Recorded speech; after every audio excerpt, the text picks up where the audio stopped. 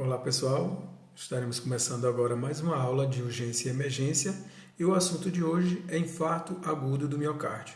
Já mandei o material para vocês os grupos lá de urgência e emergência, inclusive mandei um slide falando da anatomia do coração para que a gente pudesse estar relembrando a anatomia do coração. Haja visto que o miocárdio é uma das partes do coração. Então, hoje nós estaremos aprendendo um pouco mais sobre o infarto agudo do miocárdio.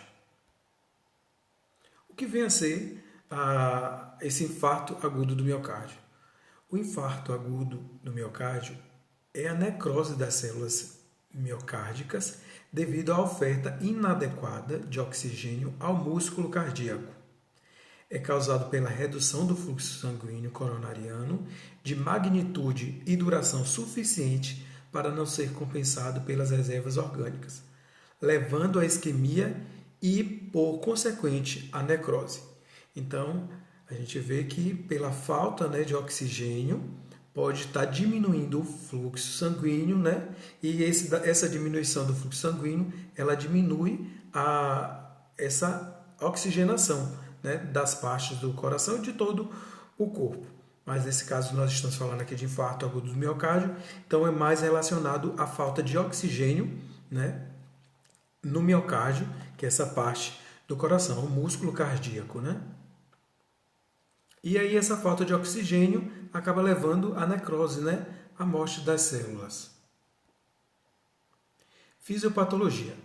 O infarto agudo do miocárdio é resultante da ruptura ou erosão de uma placa aterosclerótica, desencadeando um processo em cascata, o qual reduz de forma crítica o fluxo sanguíneo na artéria coronária por espasmo coronário ou formação de trombo. A gente vai ver tudo isso, como é que acontece de forma visual. A gente vai estar vendo imagens de que forma isso acontece, desencadeando isquemia cardíaca e, por fim, necrose e fibrose do tecido.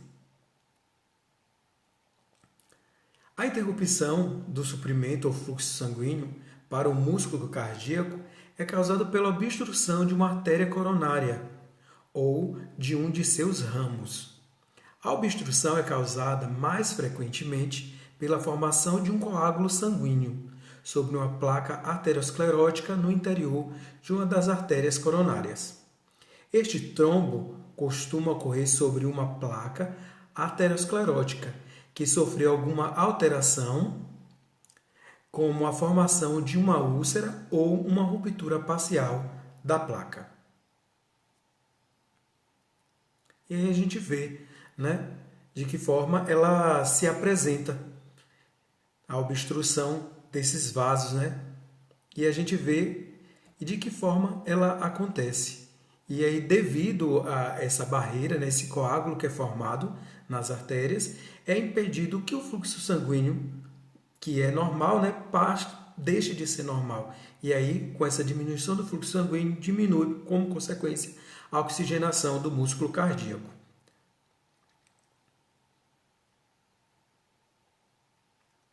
E aí a gente vê a artéria coronária bloqueada por um trombo. Tá vendo essa partezinha amarela no meio aí da artéria? Isso aí é um trombo, Então a artéria coronária está bloqueada por conta desse trombo. O tecido cardíaco lesionado devido à interrupção do fluxo sanguíneo. Então, com a diminuição do fluxo sanguíneo e como consequência a diminuição do oxigênio, esse tecido ele vai necrosando, vai morrendo, Por isso está mostrando aí nessa parte o que vai acontecendo devido a essa falta de oxigenação. E aí eu vou baixar aqui um pouquinho para poder vocês verem. Aí a placa, aterosclerótica, a lesão na parede da artéria, e aí vem o depósito de plaquetas, depois vem a formação do trombo, depois a embolização e oclusão de uma artéria menor. O trombo causa uma oclusão completa da artéria. Está vendo que ela fechou? Então, quando ela fecha, essa artéria para o fluxo sanguíneo, e aí diminui o oxigênio e acontece a necrose do músculo cardíaco, miocárdio. E aí mostrando, né, gente, a imagem real de como isso acontece, né, mostrando as artérias, como fica e o tecido necrosado. Fatores de risco. Os fatores de risco para infarto agudo do miocárdio estão associados à aterosclerose ou doença coronariana. Os fatores de risco podem ser divididos em dois grupos: fatores que podem ser mudados ou controlados, ou fatores que não podem ser mudados. Então, existem essas duas formas, né? Esses dois fatores de risco. Tem os fatores que não podem, né, ser mudado, que é algo genético, por exemplo, isso não tem como ser mudado, e os fatores que podem ser mudados, que não podem ser mudados, que podem ser mudados, né? Os dois aí a gente vai estar vendo. Fatores de risco, que são os fatores que podem ser mudados ou controlados. Colesterol alto, né? Eles podem ser mudados ou controlados, né? Aí vem a questão da alimentação, de que forma a pessoa está se alimentando, se essa pessoa tem o vício, no caso do cigarro, por exemplo, o tabagismo pode causar esse problema, né?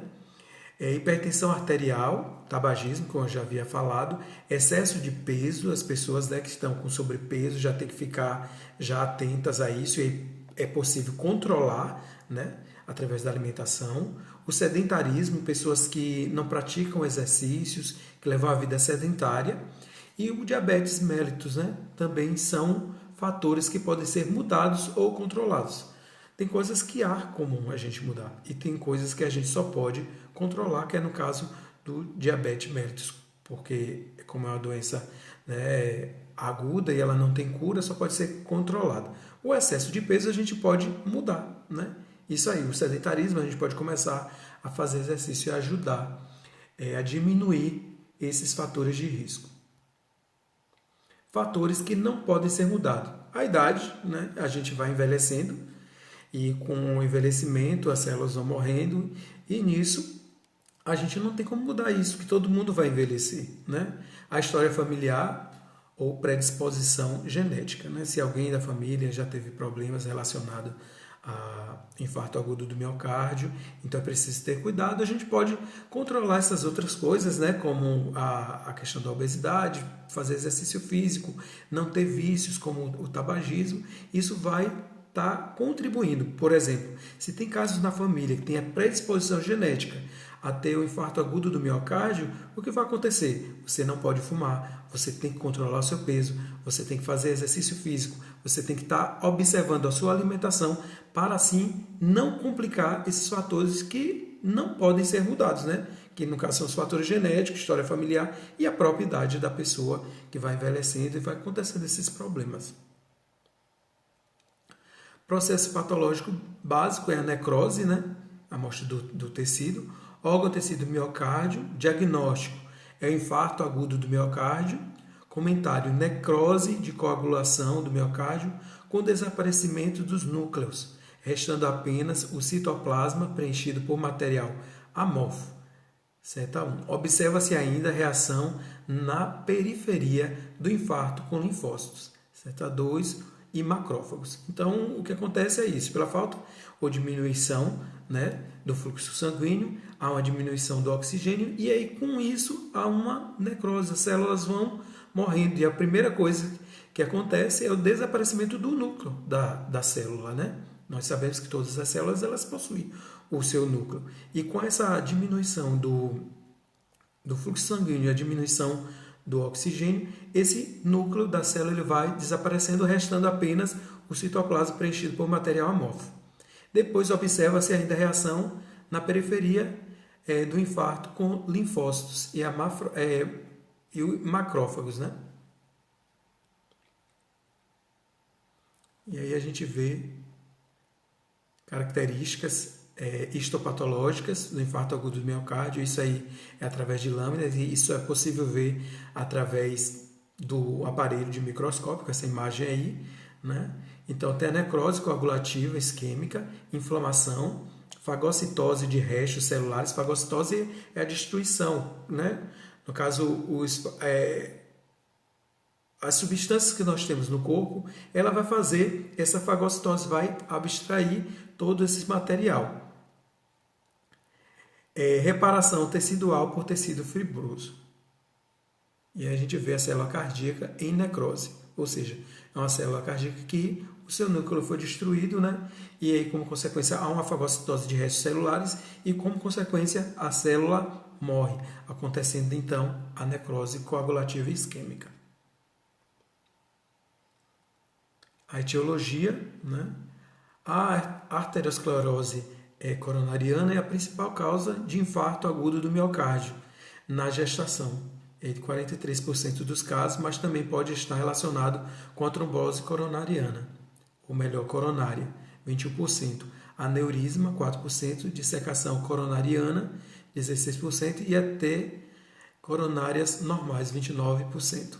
Causas comuns: arteriosclerose coronariana, êmbolos coronários, doença arterial coronária trombótica, vasculite coronária, vasoespasmos coronários, doença vascular coronária infiltrativa e degenerativa, oclusão dos ósteos coronários, anomalias coronárias conjetivas, traumatismo, aumento das necessidades miocárdicas de oxigênio sem aumento concomitante da oferta. E aí a gente vê alguns fatores, né? Como eu já falei, alguns fatores de risco, que tem os que podem ser mudados, que não podem ser mudados. Vem a questão do tabagismo, obesidade, ou a questão do sexo também, né? Se é homem, mulher, idade, a incidência aumenta depois dos 30 anos de idade. O uso de contraceptivos também pode causar, né? Por isso que é tanto que se orienta para que a mulher, mais o homem, no caso, eles utilizem, né, os preservativos ao invés de estar utilizando esses contraceptivos, porque é um fator que pode provocar, a pessoa ter um risco cardíaco. Quadro clínico. O que a pessoa sente, né, quando ela tem, pode ser o início do infarto agudo do miocárdio ou já com infarto agudo do miocárdio. Dor ou desconforto intenso, retroesternal, nessa região do externo, que é esse osso aqui do meio, entre as costelas, né? Atrás do osso do externo, que é atrás dessa região desse osso aqui, tem essa dor, esse desconforto, que é muitas vezes referida como aperto, a pessoa sente, né, como se aperta, uma opressão, peso ou queimação. E muitas vezes, por conta dessa questão desse peso, dessa queimação, a pessoa às vezes fica sem saber se isso é um infarto agudo do miocárdio ou se é uma má digestão, por conta dessas sensações, né?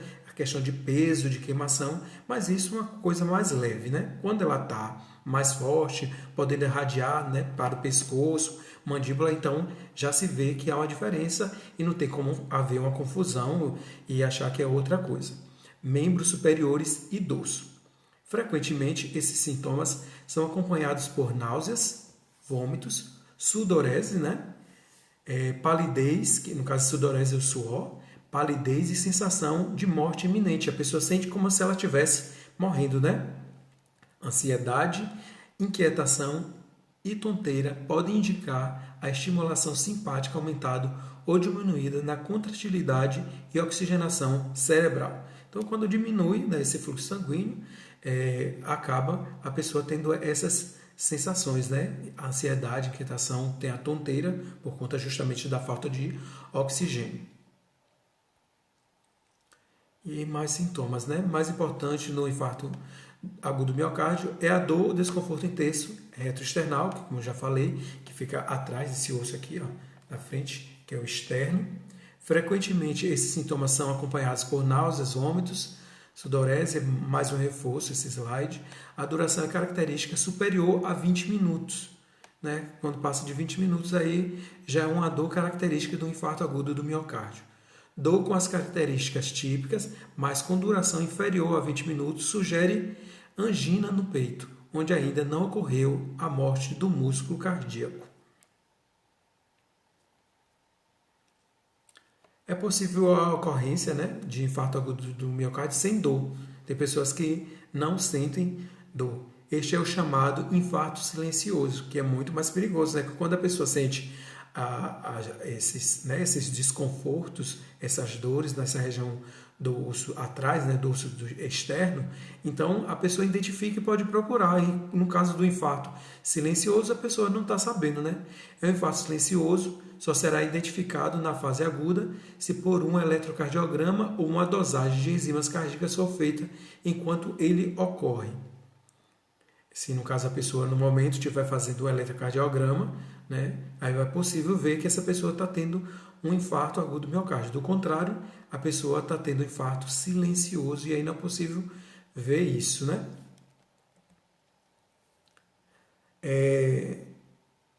Naqueles em que a área necrosada supera os 40% da massa ventricular esquerda, tem alto risco de evoluírem com insuficiência cardíaca, edema agudo de pulmão e choque cardiogênico, que a gente viu lá na aula, né, de choque cardiogênico, o que é que acontece, né, a diminuição do fluxo sanguíneo e aí se dá o choque cardiogênico. Então, o que está falando que se, né, naqueles em que a área necrosada é superior a 40% da massa ventricular esquerda, né, tem alto risco de evoluírem com insuficiência cardíaca, edema agudo de pulmão e choque cardiogênico. Diagnóstico. O exame clínico, né, alterações eletrocardiográficas, e através do exame de eletrocardiograma é possível ver essa alteração, elevação enzimática, creatinoquinase, isoenzimas, mioglobina cardíaca, troponinas cardioespecíficas, né, que são as elevações enzimáticas. E aí a gente vê a alteração, né? Alteração com o diagnóstico com um eletrocardiograma. E aí tem do lado o miocárdio íntegro, isso é no caso mostrando, né, gente, através de lâminas, essas imagens na lateral é miocárdio íntegro, infarto recente, infarto antigo. Isso na realidade são lâminas, onde é retirada uma parte, né, desse tecido, que é o miocárdio, é colocado nessa lâmina e essa imagem aí só é vista através de um aparelho microscópico. Então foi retirada, né, uma parte do tecido ainda quando o miocárdio estava íntegro, né? Depois foi tirada uma parte de um miocárdio que estava com infarto recente e uma outra de um infarto, né? Uma parte do miocárdio onde o infarto já era antigo. E na lateral a gente vê o eletrocardiograma, como ele se apresenta, né? No normal, ECG normal, tá vendo aí? E a elevação de ST, no caso das ondas ST, no caso de um infarto recente, tem essa elevação das ondas S e T. E depois tem a inversão da onda T. Isso aí no infarto recente. Isso aí, gente, a gente vê essas ondas nos resultados dos exames de eletrocardiograma. E o infarto, né, antigo, que a pessoa já tem tempo que teve esse infarto, a onda Q é importante, né, e ela está aí para baixo e bem maior se você observar com o ECG normal lá em cima.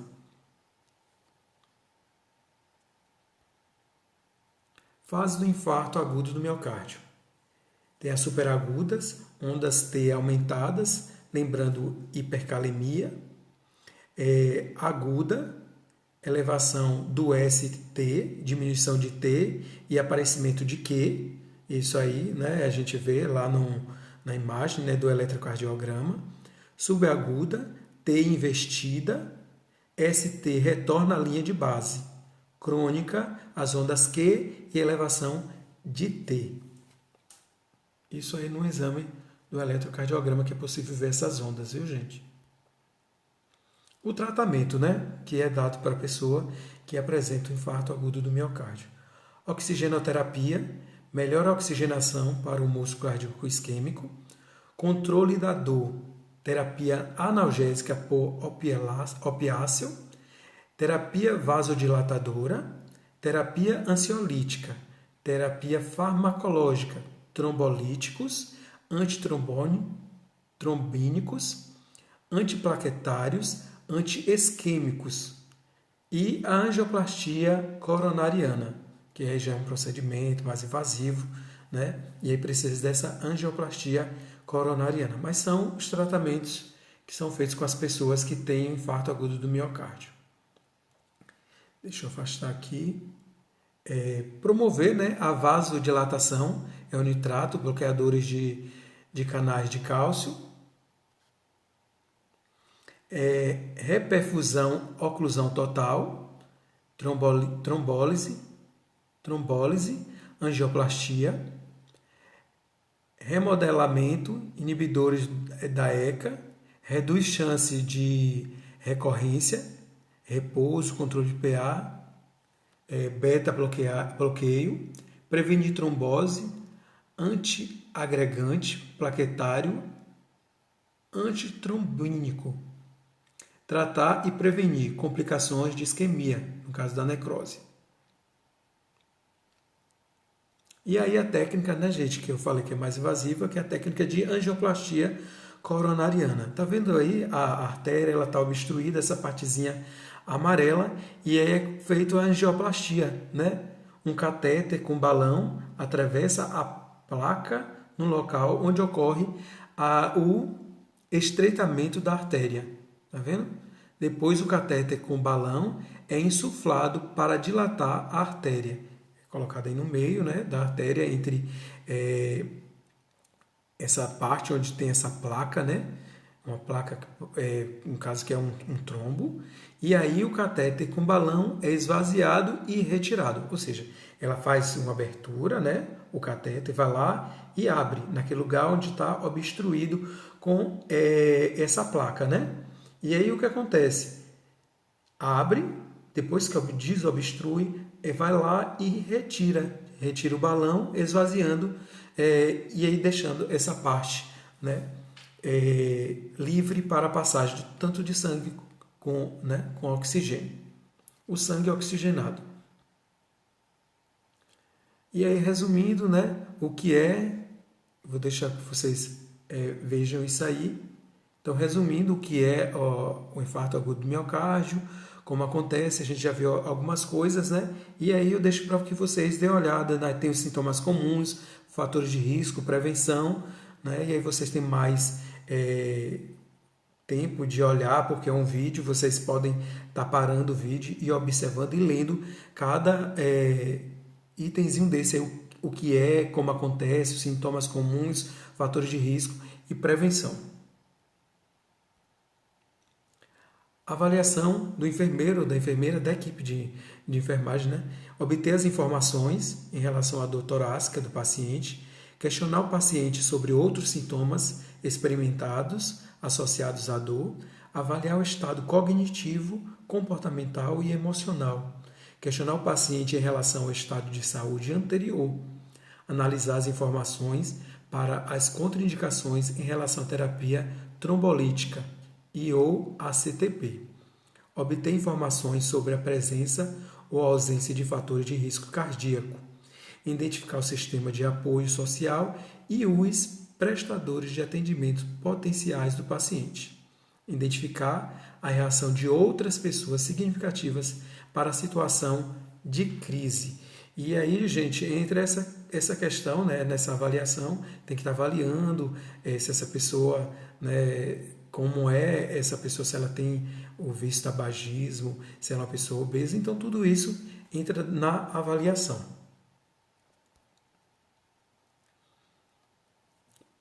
Intervenções do enfermeiro ou da enfermeira.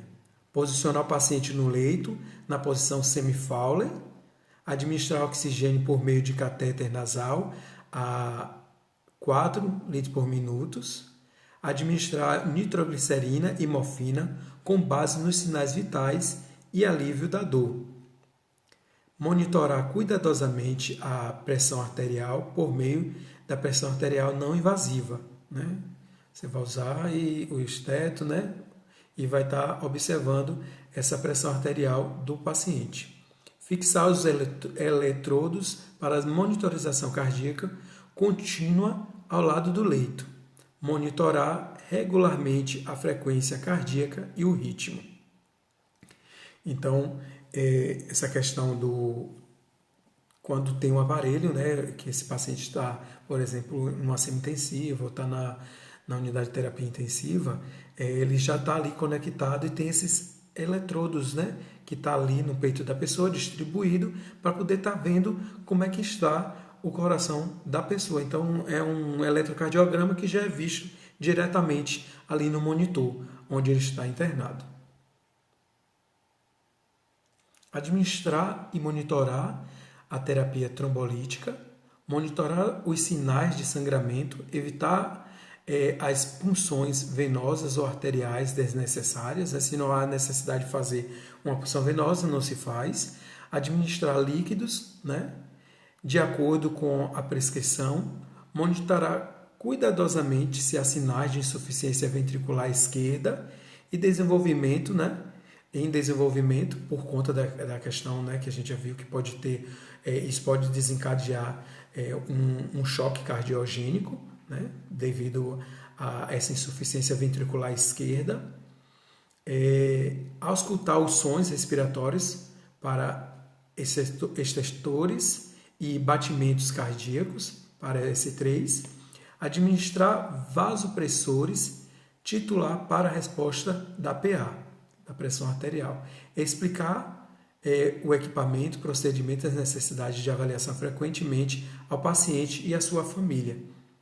Observar se há sinais autônomos, sintomas de ansiedade, né, por exemplo, a frequência cardíaca, a pressão arterial e frequências respiratórias aumentadas. Administrar diazepam, oferecer massagens nas costas e manter a continuidade dos cuidados. As complicações pós-infarto, né?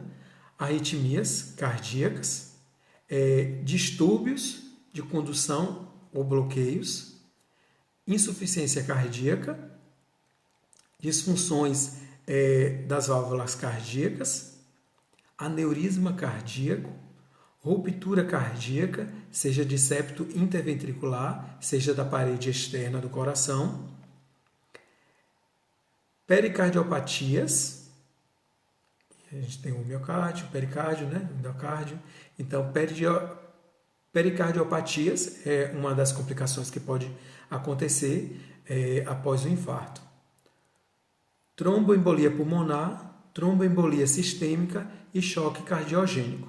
São complicações no pós-infarto, que pode acontecer após a pessoa ter um infarto, e isso pode levar o paciente a óbito se os profissionais não conseguirem identificar a tempo, por exemplo, que a pessoa está tendo uma dessas complicações.